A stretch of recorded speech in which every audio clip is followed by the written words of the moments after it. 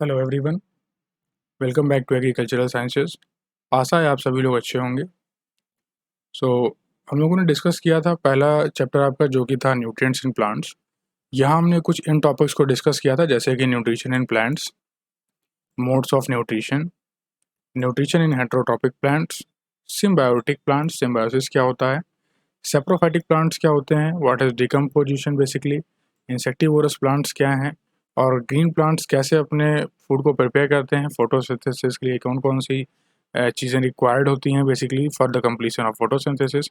Basically photosynthesis होता कहाँ है और कौन कौन से स्टेप्स इन्वॉल्व होते हैं फोटोसिंथेसिस में, और न्यूट्रिएंट्स इन द सॉइल कैसे रिप्लेस होते हैं, कैसे क्या ये ख़त्म होते हैं कभी या नहीं ख़त्म होते हैं सॉइल में से। तो इस चीज़ के बारे में हम लोगों ने यहाँ पर डिस्कस किया था। और आज का जो अपना सेशन है यहाँ पर डिस्कस करेंगे बेसिकली न्यूट्रिशन इन एनिमल्स, जो कि आपका चैप्टर 2 है। यहाँ पर मेनली जो आपके टॉपिक्स हैं वो हैं modes of nutrition in animals, the human digestive system, feeding and digestion in other organism, and modes of nutrition in ruminants. ये आपके कुछ यहाँ पर मेजर टॉपिक्स हैं जिन्हें यहाँ पर समझना बहुत ज़रूरी है, और इन सभी को हम यहाँ पर समझेंगे भी। चलिए अपना सेशन स्टार्ट करते हैं हम पहले टॉपिक से, जो कि आपका mode of nutrition in animals. देखिए, जैसा कि हम लोगों ने फर्स्ट चैप्टर में पढ़ा था कि जो होलोजोइक न्यूट्रिशन है ये एनिमल्स एंड आपका जो ह्यूमंस हैं इनके अंदर पाया जाता है, ठीक है।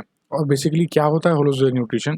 तो होलोजोइक न्यूट्रिशन हम उस न्यूट्रिशन को बोलते हैं जब हम किसी कॉम्प्लेक्स फूड को आप कंज्यूम करते हैं। वो सॉलिड फूड जो आपका कॉम्प्लेक्स सॉलिड फूड है, जब आप उसको कंज्यूम करते हैं और उस कॉम्प्लेक्स सॉलिड फूड को जब छोटे छोटे पार्ट्स में डिवाइड कर कर आप अपनी बॉडी में डाइजेस्ट करते हैं, तो ऐसे न्यूट्रिशन के प्रोसेस को हम होलोजोइक न्यूट्रिशन बोलते हैं। क्या बोलते हैं? होलोजोइक न्यूट्रिशन बोलते हैं। यानी कि कॉम्प्लेक्स फूड का छोटे छोटे पार्टिकल्स में यानी सिंपलर फूड सब्सटेंस में कन्वर्ट करके फिर उसको डाइजेस्ट करना अपनी बॉडी के ग्रोथ एंड डेवलपमेंट के लिए, उसे हम होलोजोइक न्यूट्रिशन बोलते हैं। एग्जाम्पल ऐसे कौन कौन से एनिमल्स करते हैं, तो जैसे डॉग है, कैट है, फिश है, ह्यूमंस हैं, तो ये सारे लोग जो है आपका होलोजोइक न्यूट्रिशन को शो करते हैं। ये यूँ कहें कि इनका मोड ऑफ न्यूट्रिशन क्या है, तो होलोजोइक मोड ऑफ न्यूट्रिशन होगा। अब यहाँ पर कुछ टाइप्स ऑफ होलोजोइक न्यूट्रिशन भी यहाँ पर डिस्कस करना है, जैसे कि हर्बीवोरस क्या होते हैं, ये होलोजोइक न्यूट्रिशन के टाइप्स हैं, ठीक है। तो पहले क्या है हर्बीवोरस, तो ऐसे एनिमल्स जैसे कि काऊ, गोट, सीप, मंकी, ये सारे हर्बीवोरस कहलाते हैं। क्यों हर्बीवोरस कहलाते हैं? क्योंकि ये फीड करते हैं सिर्फ और सिर्फ प्लांट और प्लांट के पार्ट्स पे। इन्हें आप प्लांट ईटर के नाम से भी कह सकते हो। नेक्स्ट जो आपका होलोजोइक न्यूट्रिशन में कैटेगरी आता है, जो टाइप है, वो है कार्निवोरस। कार्निवोरस कौन से होते हैं बेसिकली, जैसे कौन कौन से एनिमल्स हैं, जैसे कि लायन है, टाइगर हैं, जैकॉल हैं, पैंथर हैं। तो ये सब क्या है? ये सब फ्लैश ईटर हैं, यानी कि मीट ईटर हैं, ठीक है। तो ये सब क्या कहलाएंगे? इनको हम कार्निवोरस कहेंगे।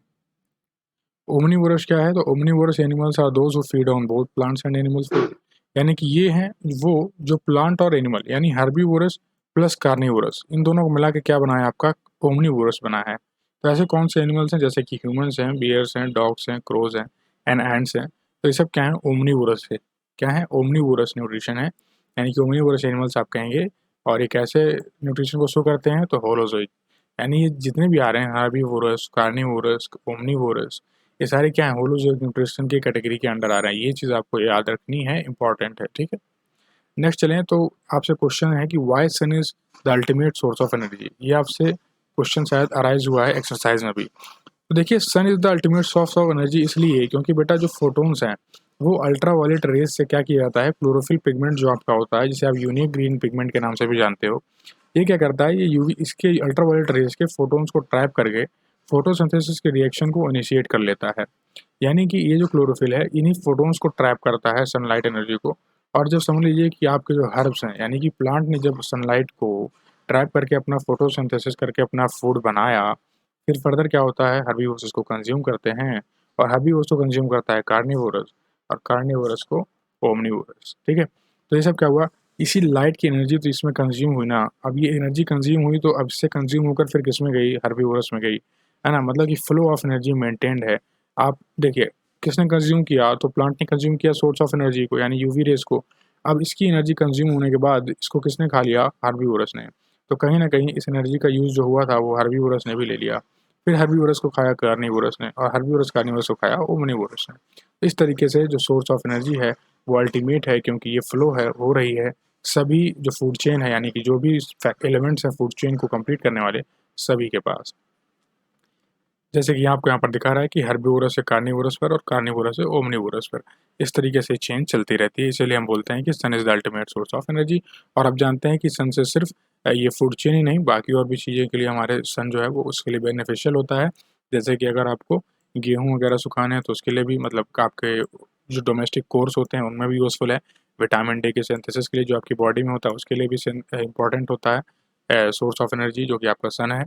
तो कई सारे और भी मल्टीपर्पज़ इसके जो है बेनिफिट्स हैं, तो इसलिए हम इसको अल्टीमेट सोर्स ऑफ एनर्जी भी कहते हैं। तो आई होप आपको यहाँ पर क्लियर है why we call it as ultimate source of energy. And next discuss करें हम लोग, जो आपका नेक्स्ट टॉपिक है उस पर चलते हैं। एंड दैट इज़, ये आप यहाँ पर थोड़ा देख लीजिए कैसे सन अल्टीमेट सोर्स ऑफ एनर्जी, इस डायग्राम में थोड़ा और क्लियर हो जाएगा। देखिए सनलाइट एनर्जी कहाँ पे आ रही है, प्लांट्स पे आ रही है। फिर इसको कंज्यूम कौन कर रहा है, तो हर्बीवोरस कंज्यूम कर रहा है, फिर कार्निवोरस, और मैन जो है जो कि बोथ प्लांट्स एंड एनिमल्स दोनों को कंज्यूम कर रहा है। तो सन कहाँ तक जा रहा है, इसका एनर्जी देखिए यहाँ से होते हुए फिर यहाँ पे मैन ओमनीवोरस के पास चला गया। नेक्स्ट चलें तो स्टेप्स क्या हैं होलोजोइक न्यूट्रिशन के, कैसे है होलोजोइक न्यूट्रिशन में जो है डाइजेशन की प्रोसेस इनिशिएट होती है, तो वो एक बार समझ लेते हैं। देखिए जैसे कि इंजेशन होता है, पहले इंजेशन होता है यानी कि आपने कंज्यूम किया, फिर उसका डाइजेशन स्टार्ट होता है। फिर डाइजेशन जब हो जाता है तो एब्जॉर्प्शन रेट स्टार्ट होता है, यानी कि अब उसमें से जो न्यूट्रिएंट्स हैं वो एब्जॉर्ब होंगे। एब्जॉर्ब हो गए हैं तो अब वो एसिमुलेशन होगा, पूरी बॉडी में उसको ट्रांसफ़र किया जाएगा, और ट्रांसफ़र होने के बाद जो बच गया अनडाइजेस्टेड मटेरियल या फिर वेस्ट मटेरियल, उसे आप इजेशन कर देते हो, यानी इजेक्ट कर देते हो अपनी बॉडी से आउट। अब देख लेते हैं इंजेशन बेसिकली है क्या बेटा। तो the process by which an organism takes food inside the body is called the ingestion. ऐसा प्रोसेस जहाँ पर ऑर्गेनिज्म फूड को अपने बॉडी के अंदर लेता है तो उसे हम बोलते हैं इंजेशन। क्या बोलते हैं, इंजेशन बोलते हैं। डिफरेंट मेथड्स होते हैं इंजेशन के, कई सारे मेथड्स होते हैं फूड को कंज्यूम करने के अपनी बॉडी के अंदर। जैसे कि जो स्नेल्स है वो लीव्स को स्क्रैप करता है, एंड्स हैं वो च्यू कर अपने फूड को अंदर बॉडी के इनसाइड ले जाते हैं, इंजेशन करते हैं। वल्चर्स एंड ईगल्स हैं वो टीयर करते हैं फ्लेश को, फिर उसको बॉडी के अंदर कंज्यूम करते हैं। ऐसे ही हमिंग बर्ड्स हैं वो नेक्टर को सक करके अपने फूड को कंज्यूम करती हैं। This is how the holozoic nutrition में इंजेशन के डिफरेंट मेथड्स आपको यहाँ पर एक्सप्लेन किए गए हैं, और ऐसे ये अकॉम्प्लिश करते हैं अपने मेथड्स ऑफ इंजेशन को डिफरेंट डिफरेंट ऑर्गेनिजम्स। यहाँ पर उनके एग्जाम्पल्स हैं।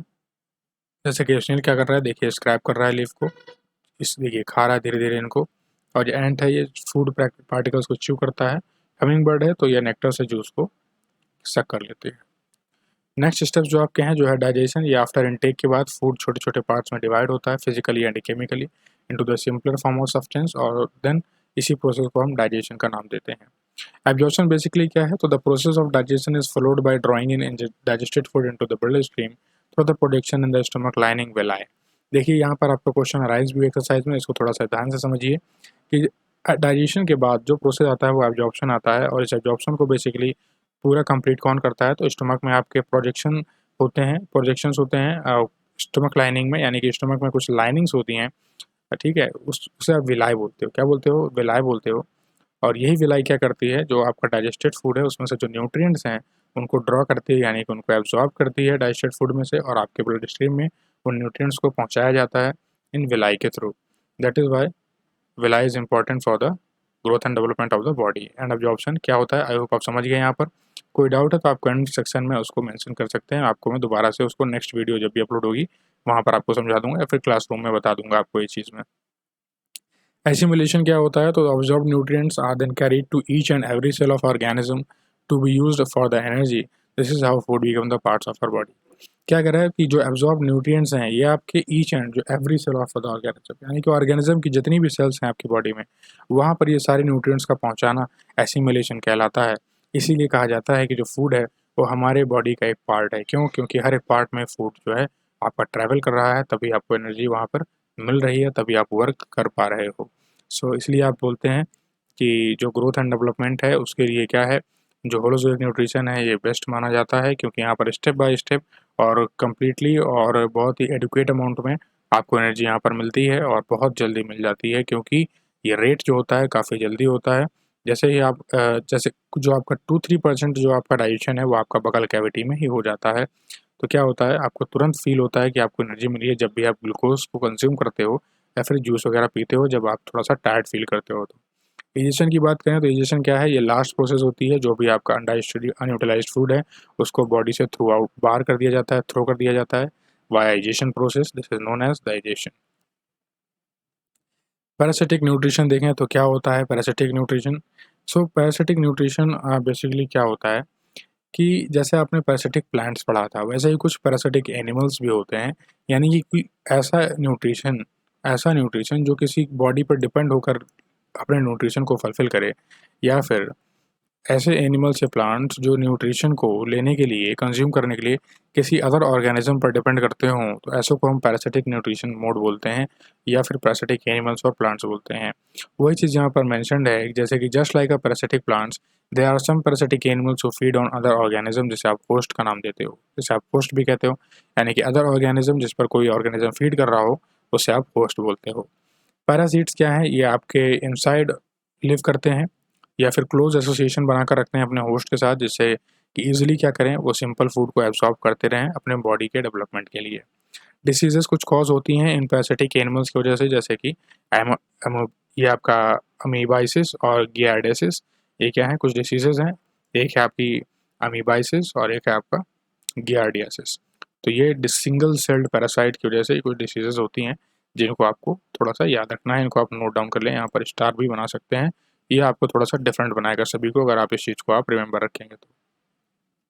नाउ आप लोग कह रहे थे देखिए सेकंड चैप्टर में इतने टॉपिक्स को यहाँ पर एक्सप्लेन करना आज के लिए बहुत था, और इसके बाद हम लोग जो रिमेनिंग टॉपिक्स हैं उसको भी डिस्कस कर लेंगे कल। और लेकिन थोड़ा सा इम्पोर्टेंट आपके लिए था कि इस चैप्टर के क्वेश्चन आंसर्स आपको समझाने थे। आप लोग काफ़ी सुबह से जो है मैसेज कर रहे हो क्वेश्चन एंड आंसर के लिए, एक्सरसाइज के लिए, तो यहाँ पर ज़रा उनको देख लेते हैं। देखिए सबसे पहला क्वेश्चन था आपका कि वाट आर विलाय। ठीक है, एक सेकेंड थोड़ा सा आप अपनी नोटबुक्स और कॉपी ले लीजिए, तब तक मैं आप आता हूँ आपको तो इसको समझाता हूँ आपके क्वेश्चन एंड आंसर्स।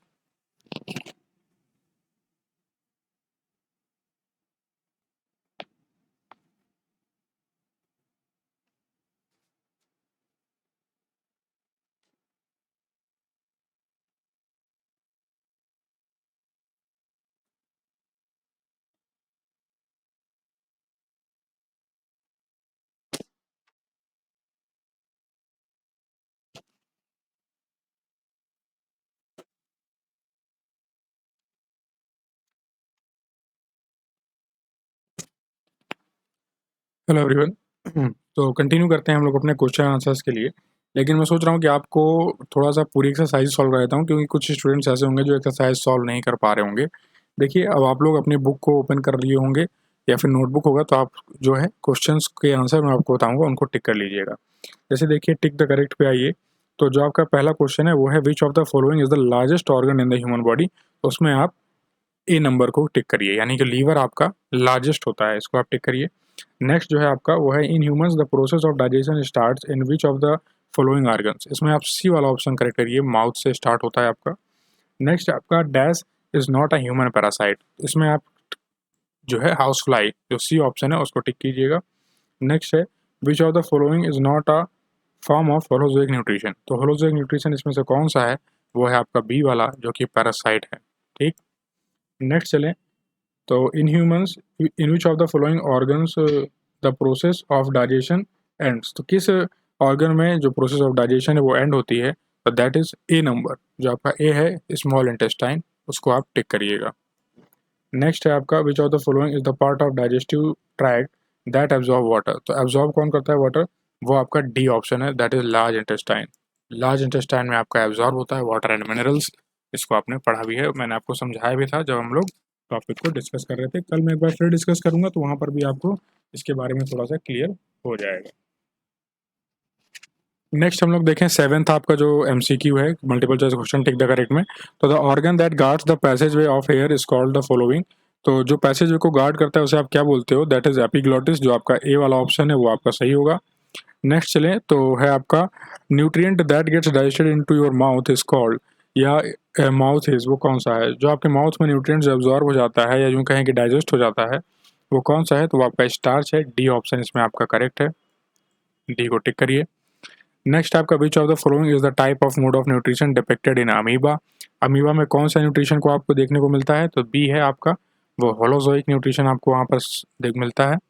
नेक्स्ट है आपका from the buccal cavity the food enters the, buccal cavity से फूड कहाँ एंटर करता है, तो ये आपका जो ऑप्शन ए है वहाँ पर स्टमक में जाता है सबसे पहले, ठीक है।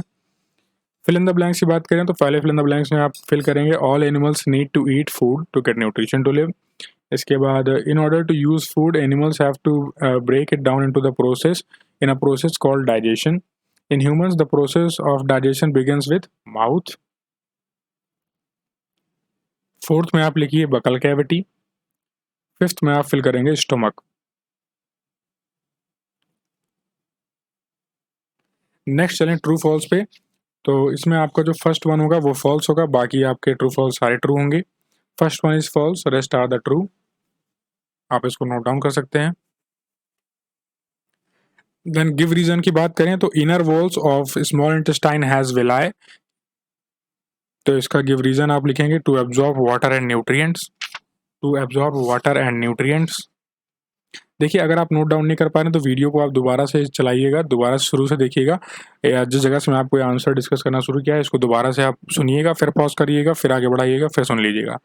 नेक्स्ट चले, क्योंकि देखिए अगर मैं रुका रहूँगा आपके लिखने तक के लिए तो वीडियो काफ़ी लंबा हो जाएगा, वो थोड़ा बेनिफिशियल नहीं होगा, इसलिए आप इसको पॉज करके भी इसको लिख सकते हैं, अपने आंसर नोट डाउन कर सकते हैं। सेकेंड है आपका undigested food turns solid after passing through the large intestine. यानी कि जो आपका अनडाइजेस्टेड फूड है वो सॉलिड में टर्न हो जाता है जब वो लार्ज इंटेस्टाइन पे पास होता है, तो because water and minerals are absorbed in it, in large intestine, और इन इट भी लिख सकते हैं आप। थर्ड है आपका amoeba demonstrate the holozoic nutrition. Amoeba holozoic nutrition demonstrate करता है, तो इसका रीजन क्या है, as it shows all the steps of digestion. सभी डाइजेशन के स्टेप्स को शो करता है, इसलिए होलोजोइक न्यूट्रिशन है ये। और क्या करता है, कॉम्प्लेक्स फूड को सिंपलर फूड सब्सटेंस में कन्वर्ट भी करता है। इसमें आप सिर्फ इतना ही लिखेंगे कि as it shows all the steps of digestion.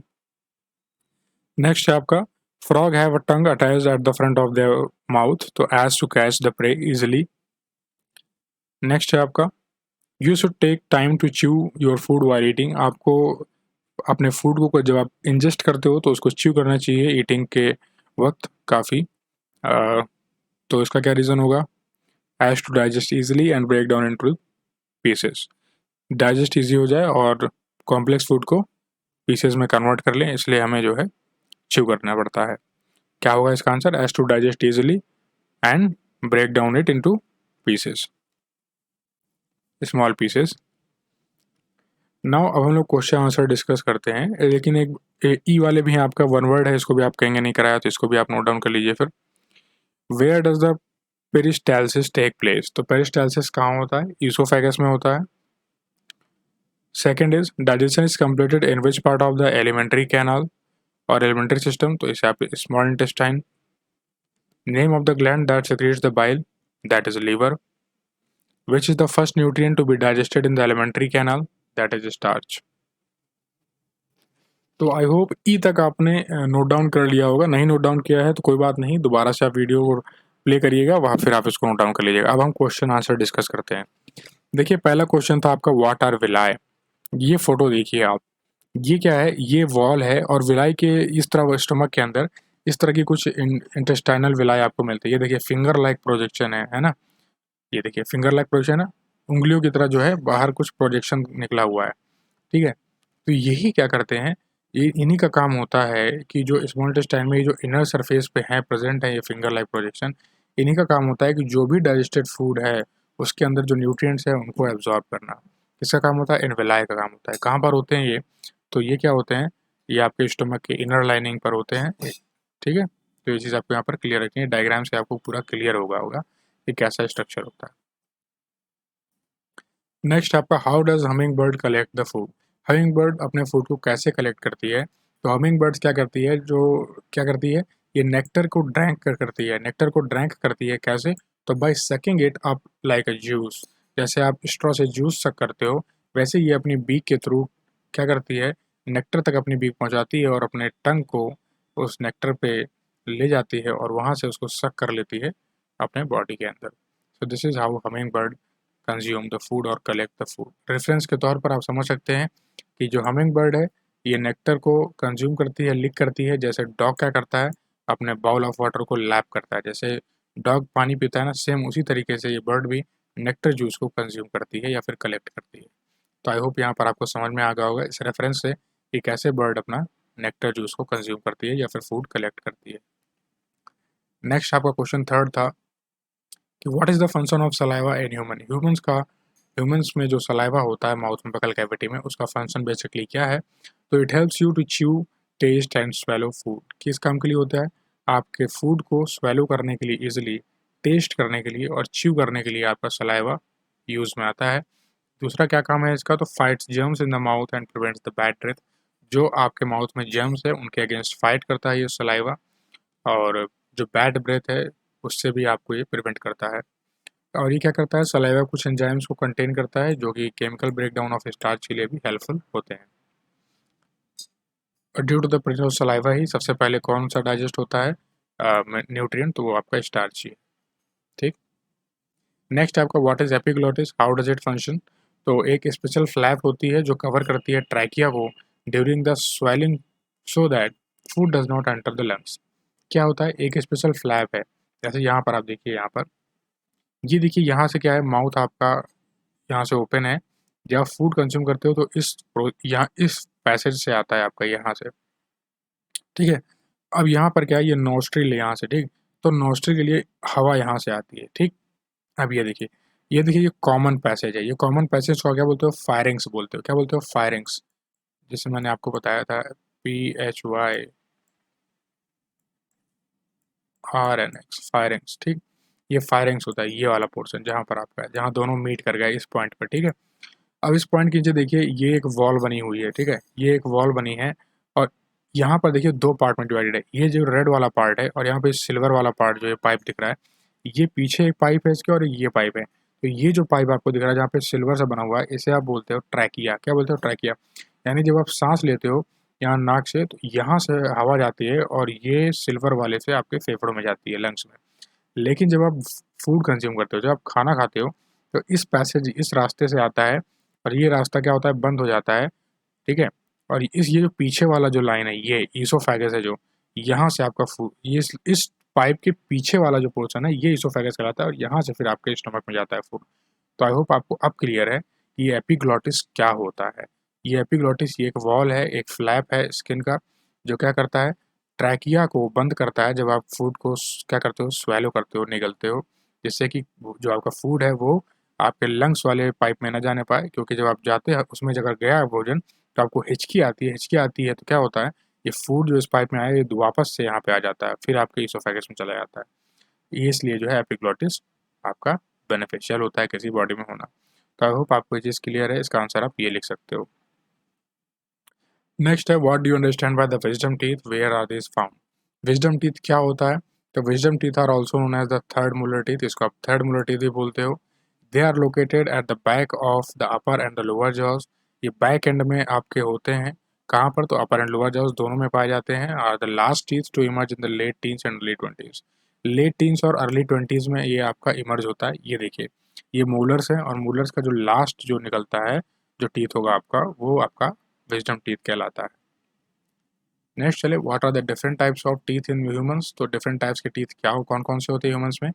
देखिए, सबसे पहले आपके इंसीजर्स होते हैं जो कि 4 होते हैं। फिर आपके कैनाइन होते हैं जो कि 2 होते हैं, एक ये रहा और एक ये रहा, ठीक है। ऐसे यहाँ पर देखिए, 1 2 3 4, ये आपके क्या हैं? ये आपके क्या हैं? इंसीजर हैं। फिर आपके कैनाइन्स आते हैं, ठीक। फिर आपके क्या आते हैं? प्रीमोलर्स आते हैं। ये देखिए, ये दोनों प्रीमोलर्स हैं, ठीक है। फिर इसके बाद चलें तो इसके बाद कौन से आते हैं? मोलर्स आते हैं। ये देखिए, यहाँ पर ये वाले जो हैं, ये मोलर्स हैं जो थोड़ा सा चौड़े होते हैं। ये आपके प्री मोलर हैं, ये आपके कैनाइन हैं और ये आपके इंसीजर हैं, ठीक।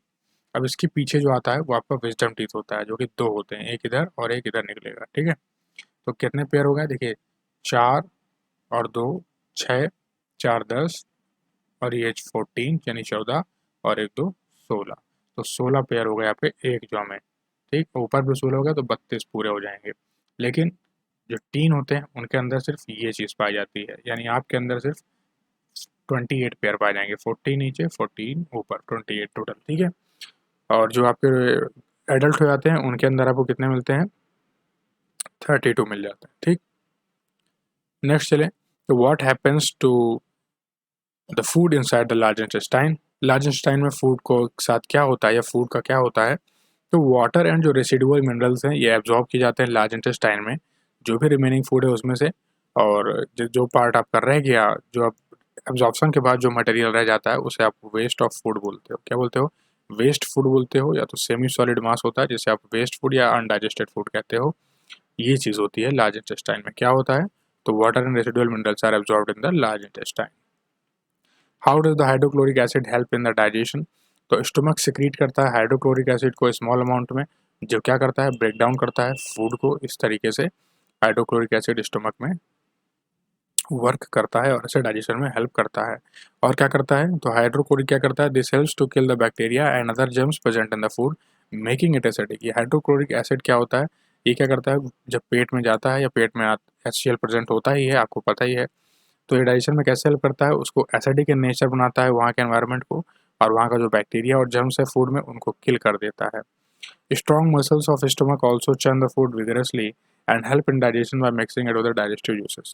जो स्ट्रॉन्ग मसल्स आपके स्टमक में प्रेजेंट है वो फूड को चर्न करते हैं विगरसली, काफ़ी तेज़ी से, यानी कि विगरसली बहुत जल्दी जल्दी उसको घुमाती हैं, यानी कि च्यू करती हैं, च्यू नहीं चर्न करती हैं, और यानी कि उनको रोटेट करती रहती हैं, जिससे क्या होता है, वो डाइजेस्टिव जूसेस के साथ मिक्स करता है, और मिक्स होने के बाद क्या है, वो धीरे छोटे छोटे पार्ट में ब्रेक होने लगता है। आपका नेक्स्ट है आपका answer the following question in detail में, जहाँ पर आपको इलुसिडेट करने थे different parts of alimentary canal या फिर डाइजेस्टिव सिस्टम कहिए, तो यहाँ पर आपको ये डायग्राम बना देना है। देखिए यहाँ पर बेसिकली करना क्या था, यहाँ आपको हर एक पार्ट को थोड़ा सा इलेबोरेट करना था, थोड़ा एक्सप्लेन करना था, लेकिन आप क्या करिए, एक्सप्लेन मत करिए, आप इस डायग्राम को बना लीजिए, वो ज़्यादा इंपॉर्टेंट है। नेक्स्ट है describe the process by which the ruminating animals break the cellulose during the digestion. अब बताना है आपको कि किस प्रोसेस या क्या प्रोसेस है जिसके थ्रू रूमिनेटिंग जो एनिमल्स हैं वो सेलुलोज को ब्रेक करते हैं डाइजेशन के प्रोसेस के दौरान। तो क्या होता है, देखिए जो इंजेस्टेड फूड है, जो कोई भी रूमिनेटिंग एनिमल्स है, जब वो किसी फूड को इंजेस्ट करता है तो इंजेस्ट फूड सॉफ्टन होता है पहले दो चैम्बर्स में। कौन कौन से? स्टमक के दो चैम्बर्स में, पहले के र्यूमेन एंड रेटिकुलम में, ठीक है। ये बैक्टीरिया क्या होते हैं, र्यूमेन में प्रेजेंट होते हैं, जो सेलुलोज को क्या करते हैं, डाइजेस्टेबल बनाते हैं। सेमी अनडाइजेस्टेड फूड को आप क्या कहते हो? कड बोलते हो। और जो लिक्विड, इसके बाद क्या होता है कि the liquid portion from the reticulum moves to the next portion for the absorption of water. यानी कि जो लिक्विड पोर्शन आपका रह गया है अब र्यूमेन में, जो बैक्टीरिया जिन्होंने सेलुलोज को डाइजेस्ट किया, तो जो लिक्विड पोर्शन है वो क्या होता है, रेटिकुलम से दूसरे पोर्शन में वाटर जो है एब्जॉर्प्शन के लिए जाता है, और जो रेस्ट ऑफ द फूड जो है वो फोर्थ चैम्बर में जाता है to be digested like a non ruminant animal. यानी कि फोर्थ चैम्बर में जैसे हम लोगों के अंदर डाइजेस्ट होता है, सेम उसी तरीके से डाइजेस्ट होता है र्यूमिनेंट एनिमल्स में। यानी कि इसमें इंपॉर्टेंट क्या है समझना, इसमें इंपॉर्टेंट ये समझना है कि जो इंजेस्टेड फूड है पहले वो सॉफ्टन होता है दो चैम्बर्स में, जो कि र्यूमेन एंड रेटिकुलम है। बैक्टीरिया कहाँ पर प्रेजेंट होते हैं? र्यूमेन में। तो र्यूमेन में कैसे सॉफ्टन होता है?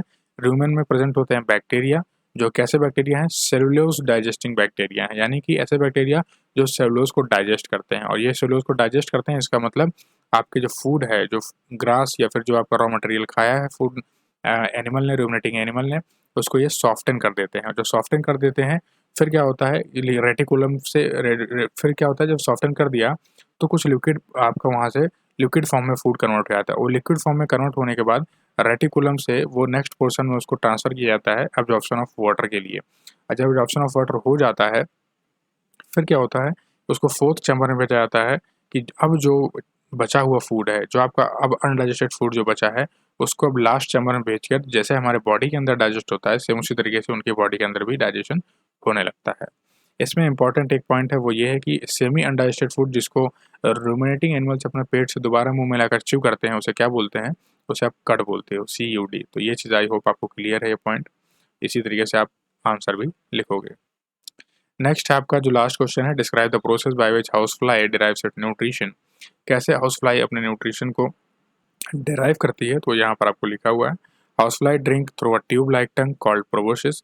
इसके पास एक ट्यूब लाइक टंग होती है, यानी कि एक ट्यूब की तरह एक टंग होती है इसके पास, ठीक है, जिसके थ्रू क्या करता है, ये अपने जो फूड है उसको ड्रिंक करता है, अपना जो कंज्यूम है, यानी कि न्यूट्रिएंट है जो, या न्यूट्रिशन है, उसको कंज्यूम करता है। करता क्या है बेसिकली, ये ट्यूब किस तरीके का होता है, तो ये क्या करता है, जैसे इसको कोई लिक्विड फूड मिलता है या क्योंकि ये लिक्विड फूड ही खाते हैं, हाउस फ्लाई वगैरह रोटी चावल दाल चावल या सॉलिड फूड तो लेगा नहीं, ये हमेशा लिक्विड को ही कंज्यूम करते हैं। तो ये क्या करते हैं, ये अपनी जीभ को यानी कि जो टंग है उसको अनकॉइल करते हैं लिक्विड फूड को सिप करने के लिए, और जब ये लोग इनको सिप कर लेते हैं तो अपने फूड को दोबारा कॉइल कर लेते हैं स्पाइरल के फॉर्म में। इसी तरीके से ये लोग अपनी फीडिंग करते रहते हैं। यानी कि ये देखिए, इस तरीके से इनकी जीभ होती है। तो जब इनको सिप करना होता है तो ये इसको स्ट्रेट कर लेते हैं ऐसे, तो इसको जब सिप कर लेते हैं तो दोबारा से इसको ऐसे स्पाइरल फॉर्म में कन्वर्ट कर लेते हैं और अपने माउथ के अंदर रख लेते हैं। ठीक है, तो जब नहीं फीड कर रहे होते हैं तो ये अपना इसी को स्पाइरल बनाकर अपने टंग को रखे रहते हैं अपने बॉडी के अंदर। तो आई होप आपको क्लियर है कि हाउस फ्लाई कैसे ड्रिंक करती है, कैसे कंज्यूम करती है अपने फूड को। अगर कोई डाउट है तो आप उसे कमेंट सेक्शन में पूछ सकते हैं और उसको आपको दोबारा समझाया जाएगा नेक्स्ट वीडियो में। So thank you guys, share it among your friends those who don't know about the channel, and जय हिंद, जय भारत।